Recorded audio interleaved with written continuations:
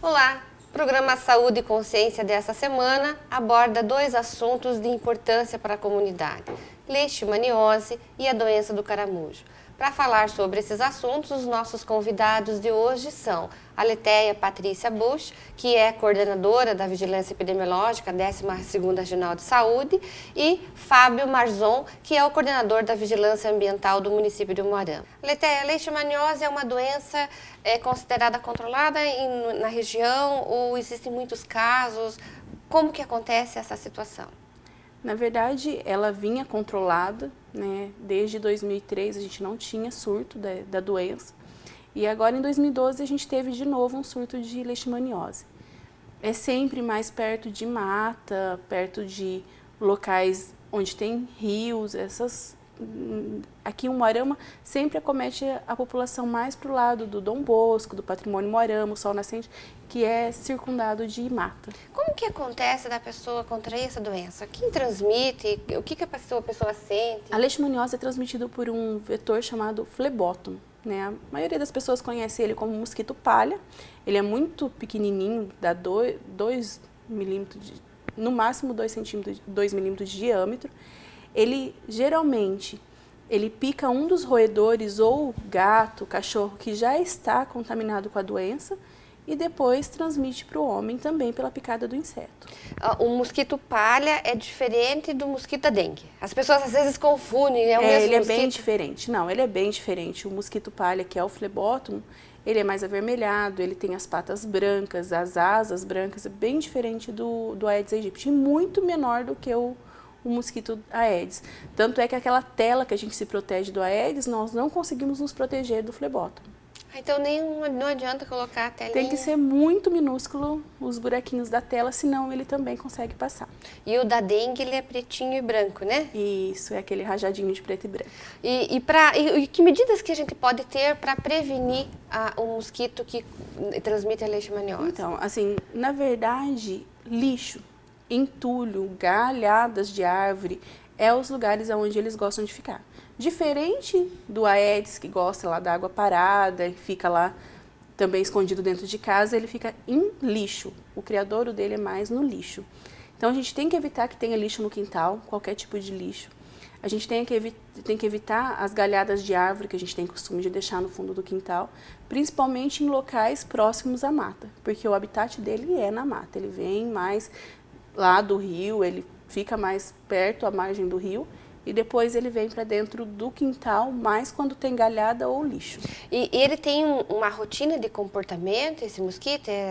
Ele gosta de picar à noite, ao contrário também do Aedes. Ele é um mosquito com hábito noturno, que é quando ele sai para se alimentar e pica à noite. Durante o dia, então, ele fica escondido, digamos assim, nesses locais. Nos lixos, nas Até galhadas mesmo de esses árvore. terrenos que tem lixo, precisa tomar cuidado também com a situação da leishmaniose. A gente pede, até em 2012 foi feita uma ação no município de Umuarama, com a ajuda da Regional de Saúde. Veio o Dr. Alceu de Curitiba para estar fazendo as visitas nas casas, fizeram um arrastão, retirando todos os entulhos, todos os lixos que eram onde os mosquitos gostavam de ficar. Existem algumas pessoas que têm o hábito de podar a árvore e colocar os galhada galhos no chão. tudo no chão, às vezes deixam na calçada. Exatamente. E isso é um abrigo também dos mosquitos. Onde o mosquito gosta de ficar. E daí, assim, como é uma doença que ela pode passar de 2 meses, depois que você for picada, ela pode trazer as feridas no seu corpo, aparecer as feridas de 2 meses até 2 anos, então às vezes as pessoas não demoram a perceber que estão com a doença. Então, a melhor forma é a prevenção mesmo. E você falou da lesão, o mosquito pica e o que a pessoa começa a sentir nesse período? Na verdade, o ser humano ele não sente nada a não ser as feridas. A princípio ele tem feridas na perna, começa uma mancha avermelhada, vai fazendo uma marca papular, que vai fazendo aquela manchinha e vai aumentando até virar uma ferida, até ficar necrosada. E diferente das outras lesões, das outras feridas, com o medicamento antibiótico, medicamento comum, ela não cura. Aí você já nota que é uma leishmaniose por conta de que não há cura. E essa ela pode, depois de um estágio avançado da doença, já começar a fazer lesões no nariz e na boca. Mas daí já num estágio mais avançado. Se não tratado. Se não tratado. Então, assim, tem o tratamento específico, o Arama, o município tem, a regional tem, a gente tem um tratamento específico. Então, é um tratamento longo, né, que precisa de prescrição médica, precisa ser acompanhado, porque a leishmaniose, ela tem muita recidiva. Tanto no cachorro ou em qualquer outros roedores, como no ser humano, o vírus fica para o organismo para o resto da vida. Então, ela pode, se não tratada direito, ela pode retornar. Eu vi um vídeo, alguns anos atrás, sobre a questão do hospedeiro, do cão, que eles tinham uma política mundial de sacrificar. Continua isso? Não. Hoje a gente tem medicamento, o cão não só pode, como deve ser tratado, porque antigamente eles diziam que era proibido tratar o cão, porque era medicamento caro, que servia para o ser humano primeiro, que hoje já existem medicamentos já veterinários, né, que é exclusivo para o cão. Então, ele deve ser tratado. E, assim, as pessoas têm que tirar aquela...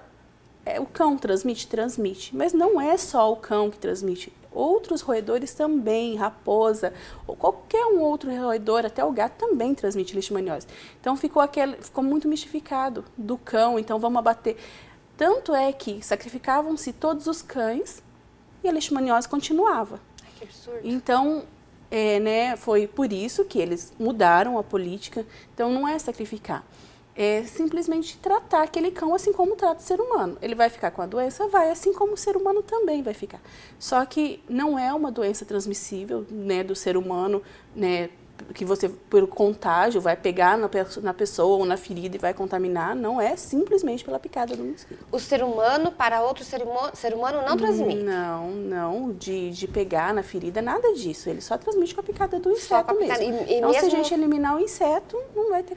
E mesmo a questão do animal, né? Não é que o animal encostando no ser humano, ou às vezes fazendo uma mordedura, também não tem absolutamente nada. Também vai precisar, diferente da raiva, que é pela saliva, não. É pela picada do flebótomo. Ele vai picar o cachorro, ou o roedor, ou o rato, ou o gato, e aí sim vai transmitir com a picada do mesmo inseto no ser humano, ele vai transmitir.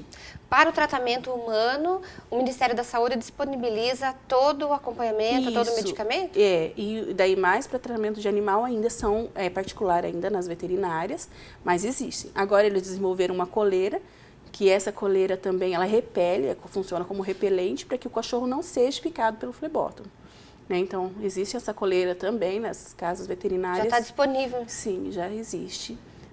E também a vacina. Os cachorros também podem ser vacinados contra a leishmaniose.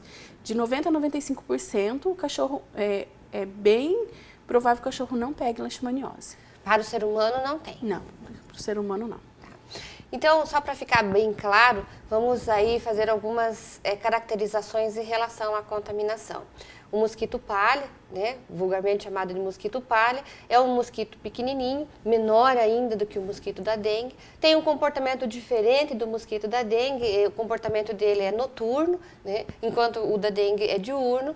Os habitats são diferentes, então você que tem o hábito de cortar, de podar, fazer a poda de árvores, e aí deixa a galhada nas calçadas, no fundo do quintal, tome cuidado, isso pode ser um criadouro do mosquito palha, transmissor da leishmaniose. E não é o cão ou um outro roedor contaminado que transmite para o ser humano, e sim o mosquito, que a gente chama de vetor, pois ele pica o animal contaminado e aí vai picar o ser humano. E assim é que ele faz a transmissão da leishmaniose para o ser humano. Uma outra coisa também que é importante, que existe disponível pelo governo, é o tratamento. Tanto o clínico como o tratamento medicamentoso, existe um protocolo de acompanhamento em relação ao controle da leishmaniose. Como a Aletheia nos falou agora, hoje nós estamos novamente com um número significativo, né, Aletheia, aqui em Umuarama, de casos de leishmaniose, e uma das razões é a própria conduta, o próprio comportamento do ser humano. Então, se você quer ajudar na prevenção da leishmaniose, siga aí esses conselhos, essas dicas que nós conversamos agora sobre cuidados com galhadas, sobre a questão do cuidado com o seu animal. Existe a vacina disponível? né? Ela é paga, a vacina é paga para o animal, mas vale a pena você investir no seu animalzinho ou cuidar dele, né? Nesse sentido. E também a questão aí, que é uma novidade que eu também não sabia, a questão da coleira, que já está também disponível aí nas casas veterinárias. É pago, mas vale a pena. Neste bloco eu converso com o Fábio Barzon, coordenador da Vigilância Ambiental do município de Umuarama. E o nosso assunto é o caramujo. Fábio, como está a situação do caramujo em Umuarama e nas localidades próximas? Hoje a gente tem muita reclamação do caramujo, né? A maioria dos terrenos baldios hoje está se encontrando o caramujo. Desde que a gente assumiu a vigilância agora em março, a gente pôde notar essa constância da reclamação em cima do caramujo africano. Então, esse caramujo africano, ele saiu porque uma época dizia que ele estava só naquele bosque do Índio, né? E agora ele já está migrando para os terrenos já mais próximos às residências. Isso, antes eu encontrava no bosque, né? Devido à mata, tudo, ser um lugar úmido. Hoje a gente tem muitas reclamações em toda parte da cidade, né? Todos os terrenos baldios, a maioria dos terrenos baldios, a gente está tendo reclamação, estamos indo no local e a gente está encontrando realmente o caramujo. Você tem, assim, alguma pesquisa, algum trabalho o que faz o caramujo migrar para esses terrenos, para essas localidades? Hoje a forma de levar o ovo dele para as outras localidades é muito fácil, né? A carapaça dele fica cheio de ovinhos, mesmo se a parte de dentro é eliminada, fica esses ovos. Então, a pessoa pisando em cima dessa carapaça, ele já pode estar ficando os ovos no calçado e levando para a localidade onde mora. Então as caminhadas, o fato de andar próximos aos locais que antes eram restritos, que ele ficava, agora faz com que eu transporte no meu sapato. Às vezes as pessoas pensam que pisando, né, mata, na realidade ele está ajudando a aumentar, a proliferar. Na realidade está levando lá para o lugar onde mora, para onde vai, né? E geralmente esses ovos ele fica no calçado, ele é muito fácil grudar, e daí levando lá ele vai soltar do calçado e vai criar. E ele também gosta de entulhos, o caramujo africano. De entulhos, né? Período chuvoso, o mês de março agora a gente teve muita chuva, né? Então geralmente o pós-chuva ele aparece mais. Daí quanto mais entulho tiver no terreno, mais ele vai criar, mais ele fica escondido, então é um habitat melhor para ele. E como começou essa história, Fábio? Da onde que surgiu? Como que ele veio parar em Umuarama? É só Umuarama que está com essa situação? Existem outros estados? Você tem algum conhecimento sobre essa situação? Hoje a gente tem no país 23 estados com caramujo já, né? Então ele veio da África, né, com a intenção de ser de alimento, né, de substituir o escargot por causa do valor que ele tinha. E aí na década de 80, chegando aqui, o IBAMA, proibiu, né, foi proibido isso aí, e quem estava criando os caramujos acabou soltando sem responsabilidade nenhuma com o meio ambiente. E daí foi onde virou o que está hoje. Então, escargot e caramujo africano são completamente diferentes. São completamente diferentes. Porque às vezes as pessoas pensam que é o mesmo, né? E aí fala que não tem mais escargot porque ele transmite doença. Então, na realidade, são situações distintas. São diferentes. Por isso que teve essa proibição dele. E o caramujo africano transmite alguma doença? Ele tem dois tipos de vermes, né, transmitidos. Um é meningocefaleia, né, e o outro é no abdômen, né, que provoca perfuração do intestino. Né? Tanto uma como a outra, a gente não tem registro da doença no país. Então, é pela ingesta? Como que...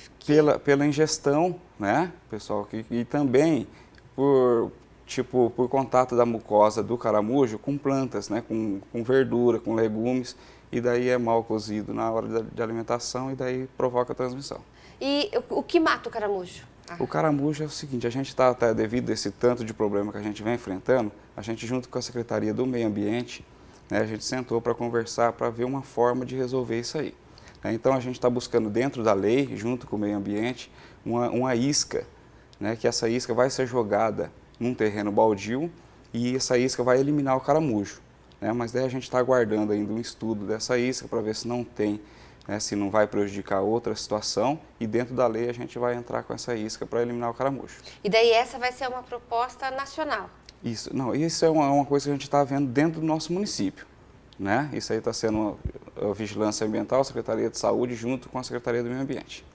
Essa região aqui, região sul, você sabe me dizer se são todos esses estados aqui que já estão também com esse problema do caramujo africano? Ou na região sul nós somos o Paraná o único? Eu sei que o Paraná enfrenta, né, na maioria dos seus municípios, né? Agora, Rio Grande do Sul e Santa Catarina, eu não tive conhecimento ainda sobre a situação. O problema é nós temos um clima muito quente, né? E isso colabora bastante. Isso, essa questão de chuva, né, Maricela, também vem muito forte isso aí, porque ele chove e daí quando para a chuva, ele sai da onde eles estão escondidos. E daí é a hora que começa a subir nos muros, começa a ir para a casa do vizinho, aí daí é onde a gente tem várias reclamações desses casos. E, assim, uma situação doméstica, Fábio, o que você orienta? Porque, assim, se esmagar, está ajudando a proliferar, né? Então, o dono da casa, ele faz o que se ele vê um caramujo? Além de chamar vocês, o que mais ele poderia fazer para colaborar? A orientação nossa do município hoje é pegar 2 sacos plásticos, né? Colocar luva nas mãos e pegar esse caramujo e colocar nesses sacos, né? Amarrar, fazer a destruição dele depois de amarrado e levar na unidade básica de saúde, que daí a gente vai ser avisado e vai tomar as providências. Então, todas as unidades já estão orientadas para receber esse saco plástico que o dono da casa tenha trazido com o caramujo esmagado. Isso, toda unidade básica de saúde já tem essa orientação, né? E assim que chegar da população, a gente é avisado para a gente buscar. Fábio, eu sei que nosso assunto é doença do caramujo africano, mas como você é coordenador da vigilância ambiental, eu queria explorar um pouquinho você e te perguntar, e a dengue? Como estamos com a dengue? A dengue hoje a gente já passa no boletim hoje que o Estado atualiza, no final da tarde a gente vai passar de 400 casos da doença.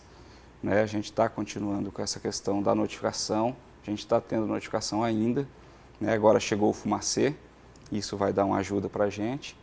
E o que a gente está pedindo para a população é para cuidar do quintal mesmo, né? Não terrenos baldios, que a gente, além do caramujo, esses entulhos vai trazer para leishmaniose, vai trazer para dengue, né? Então é um trabalho que vai ajudar em todas as partes dos agravos. Essa questão do cuidado com o terreno é muito importante, né? E parece que a população às vezes não consegue identificar a sua responsabilidade e a importância desse cuidado, né? Você vê, numa conversa nossa aí de poucos minutos, a gente consegue identificar pelo menos 3 doenças, né, que se proliferam a partir da falta do cuidado com entulhos. Isso, com certeza, né? Essa parte da conscientização da população vai ajudar em muitas doenças. No final de semana agora a gente fez uma arrastão na localidade do Jardim São Cristóvão. A gente colheu no dia todo, a gente fez 9 viagens de entulhos mesmo, né, deu 9.500 quilos. Então a gente teve um dia de trabalho com 9.500 quilos de criadouros mesmo do Aedes aegypti. Não foi nada de pegar móveis pesados, guarda-roupa, nada disso. Foi só o que acumula água realmente. Garrafa, pneus, plástico, copo, pneus. Plantas. Né? A história das plantas ainda continua? Também, né? A gente tem problema também nessa parte também. Aquela questão da bromélia ainda continua sendo em alta ou acabou? Porque você falou tanto em bromélia há uns anos atrás por causa da dengue, né? Parece assim que as pessoas já não cultivam tanto mais. Mas infelizmente a gente encontra ainda, viu, Marcela? A gente tem casos aí que a gente faz a visita e acaba encontrando ainda nas bromélias. Ai, preocupante, né, Fábio? Muito preocupante. Eu conversei com o Fábio Barzon sobre a doença do caramujo africano. E aí é preciso a gente estar reforçando algumas orientações que ele nos passou.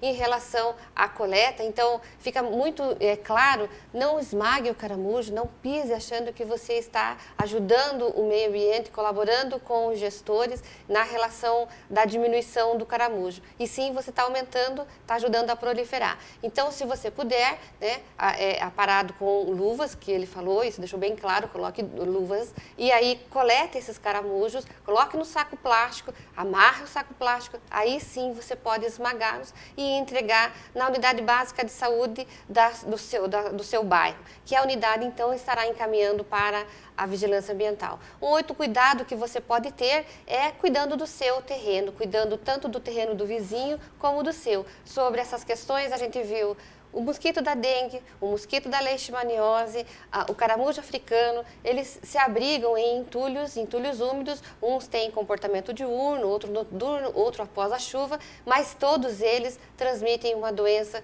importante à sua comunidade, à nossa população. Nós ficamos por aqui e voltamos no próximo programa. Até lá!